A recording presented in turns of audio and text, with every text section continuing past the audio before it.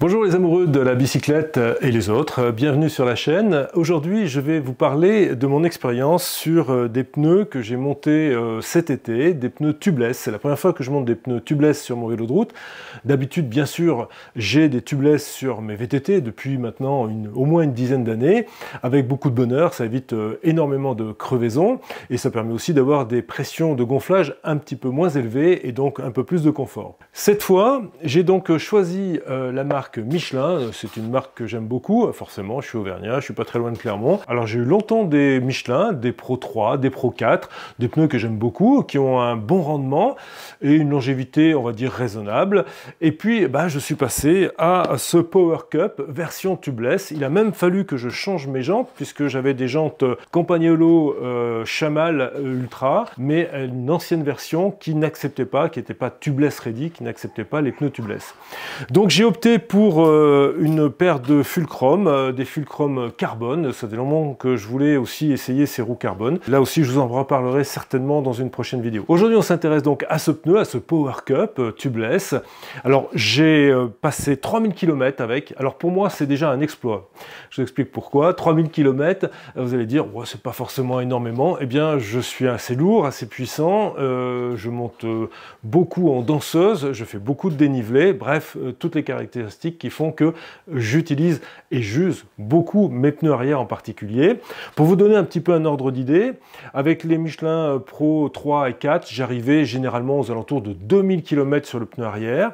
Avec d'autres pneus que j'ai essayés, qui sont aussi très performants, les Veloflex par exemple, que j'aime beaucoup, là c'était à peine plus de 1000 km. Donc là j'ai passé 3000 avec ce tubeless Michelin. Donc autant vous dire que pour moi c'est vraiment très très bon. Alors il est arrivé au bout, hein. Là je l'ai vraiment usé jusqu'à la corde, c'est le cas de le dire. Vous le voyez sur les images, puisqu'on voit effectivement la structure, la corde apparaître, et donc il a fallu bien sûr le changer, ça devenait impératif et dangereux. Alors autre chose qui va être aussi très très intéressant à voir, je pense, c'est est-ce que c'est facile de changer ces pneus? Alors je dis tout de suite non, c'est pas si simple que ça. En particulier les tubeless, il faut ce qu'on appelle les claquer, c'est-à-dire qu'il faut que les bords du pneu viennent en contact étroit avec la jante, de façon à ce que l'air ne passe plus trop et qu'on puisse vraiment les gonfler correctement. On va voir ça ensemble. J'ai quelques appréhensions parce que mon compresseur ne délivre pas un volume d'air très conséquent, un débit d'air très conséquent. Donc on va essayer. Je vous livre l'expérience en réel, en live, et on va voir ce que ça donne.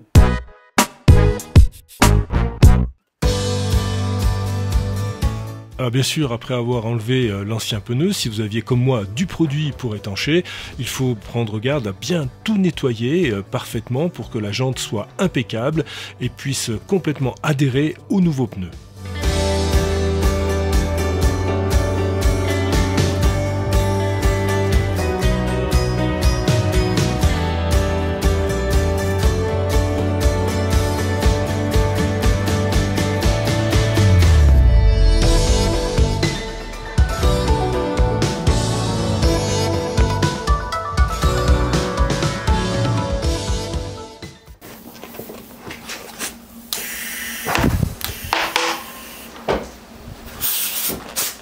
Alors contrairement à toutes mes prévisions, le montage s'est très bien passé. J'ai réussi à faire claquer le pneu, à le mettre bien en contact avec la jante en montant environ 7 bars. On peut monter de 5 à 8 bars sur cette pression de pneu. Là j'ai choisi un produit Mucoff,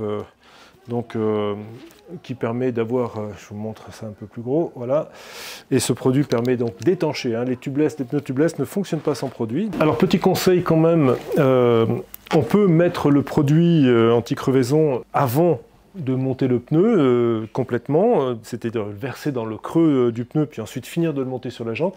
Mais je me suis aperçu qu'en fait c'était plus compliqué parce que ça glissait un peu et que c'était plus difficile de faire claquer le pneu. Donc moi je préfère faire en deux temps. Je monte d'abord mon pneu à sec, je peux le faire claquer assez facilement avec le compresseur. Ensuite je démonte l'obus. Donc là, ça c'est plutôt facile à faire. Et je verse le produit anti-crevaison avec cette petite durite qui est livrée avec le le bidon, Mucoff, hein, moi je fais de la pub, pourtant je ne suis pas payé pour. Mais donc, et là, il suffit, une fois qu'on a démonté l'obus, de verser environ 40 à 60 ml de produit anti-crevaison, et ça fonctionne très bien. On remonte l'obus, et puis il ne reste plus qu'à regonfler, ce que je vais faire tout de suite. Voilà, ça a bien reclaqué. Là, je gonfle à 7 bars. Et bien sûr, il faut répartir le produit. Voilà. Et après, il ne reste plus qu'à remettre la pression que vous souhaitez pour aller rouler. Pour moi, c'est aux alentours de 5 bars et demi. Pour un poids de 83 kg, ça suffit amplement. Et c'est justement l'intérêt des tubeless, d'avoir moins de pression et d'avoir un pneu plus confortable en ayant un rendement tout aussi efficace. C'est ce qu'on va voir dans la deuxième partie. Alors pour cette analyse, je vais prendre plusieurs exemples, parce qu'on peut imaginer que dans une descente, sur un plat, sur une montée courte, une montée longue, c'est pas tout à fait la même chose. Donc là, on va vraiment faire le tour de la question. Pour ce premier segment, j'ai choisi donc une montée relativement courte. Alors je l'ai faite à gauche en septembre 23, donc là j'avais bien les pneus tubeless Michelin, et là en août 22, et j'avais donc les ProRace 4 sur la roue avant et la roue arrière. Alors cette montée, ce segment, c'est la D171 Climb. Donc là, on est sur 1 km 61, 131 mètres de dénivelé, 8,1%, hein, c'est déjà assez pentu. Et j'ai donc mis 7 minutes 16, c'est mon record donc sur ce segment, à 13,3 km/h de moyenne, 280 watts, ce qui représente à peu près 96% de mon intensité max, et à 1078 mètres par heure en vitesse ascensionnelle. Et le tout à 156 pulses au niveau fréquence cardiaque. Je vous rappelle que les 280 watts sont des watts réels, hein, j'ai un capteur de puissance, c'est pas des watts estimés par Strava. Et puis donc l'année d'avant, avec les ProRace 4, toujours sur le même segment, et bien au lieu de 7,16, j'ai mis 7 minutes 18, vous voyez que c'est quand même très proche, à 13,3 de moyenne aussi, à 288 watts, vous voyez que là il y a 4 watts de plus par rapport au tubeless, et pourtant il y a 2 secondes de moins. On est vraiment à la marge, 156 pulses d'un côté comme de l'autre, donc là c'est quand même assez étonnant, parce que les deux segments sont extraordinairement proches, et on voit bien que ça représente 2 petites secondes sur un segment de 7 minutes et quelques, sur une pente de 8 et quelques %. Donc là on peut dire qu'il y a match nul, c'est vraiment ex aequo entre le pneu à chambre et le tubeless. Il y a vraiment, je dirais pour moi, aucune différence. Ces 2 secondes, je vous dis, ça fait partie un petit peu de la marge d'erreur possible sur l'analyse de mes tests. Alors passons sur le segment suivant. Donc là on a une montée qui est plus longue, qui fait presque 7 km, 529 mètres de dénivelé, à presque 8%, 7,7.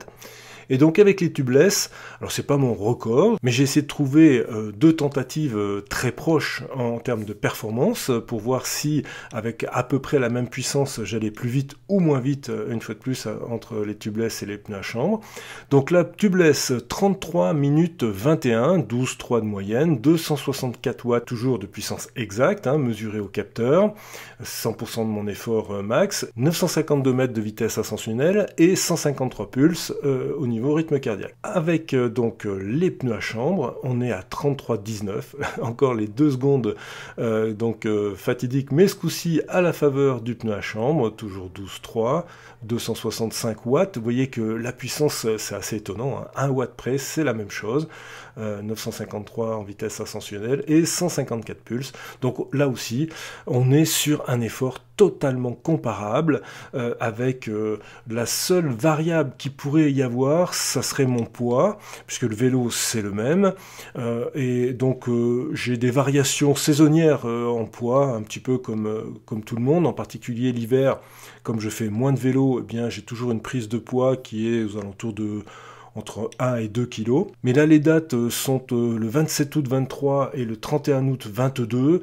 Donc on peut imaginer quand même que mon poids, même si je ne l'ai pas mesuré ce coup-ci, est assez identique. Donc là aussi, on va mettre un match nul. C'est assez étonnant parce qu'au niveau de l'impression, le fait d'avoir à la fois ces roues carbone et les pneus tubeless, j'avais vraiment une sensation d'aisance un petit peu supérieur, et j'avais vraiment, avec les roues Shamal Ultra Campa et les pneus Pro Race 4 sur la première tentative, hein, celle à 33 minutes 19, j'avais vraiment l'impression de forcer un petit peu plus. Mais dans les faits, la puissance que j'ai donnée pour cet effort est identique et le temps est identique. Match nul une nouvelle fois, et on va passer sur un segment totalement différent, parce que là on va passer en descente. C'est un segment qui fait 6 km 46 à presque 8% de moyenne.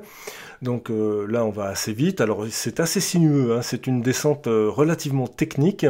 Moi je vais plutôt vite dans les descentes. J'ai un passé de ski de descente, hein, en particulier en tant que descendeur, donc en ski de vitesse, et ce qui me permet d'avoir, je dirais, une bonne idée des trajectoires et puis un peu l'habitude de la vitesse.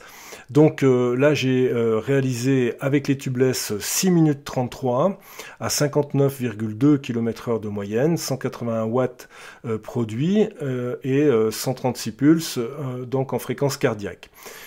Avec les pneus à chambre, on est à 6,26, donc là on est à 7 secondes plus rapide, à 60,3 km/h, 109 en puissance donc restituée, ce qui est beaucoup moins que les 181 watts, et 127 pulses, donc on voit bien que l'effort est également un petit peu moins important. Alors là, il y a forcément une autre chose qu'il faut aller chercher, c'est le vent, et la vitesse du vent, eh bien c'est la même chose, 6,2 sud-sud-ouest, 6,3 sud-sud-ouest, température 19 degrés d'un côté, 15 degrés de l'autre. Vous voyez, c'est quand même relativement semblable.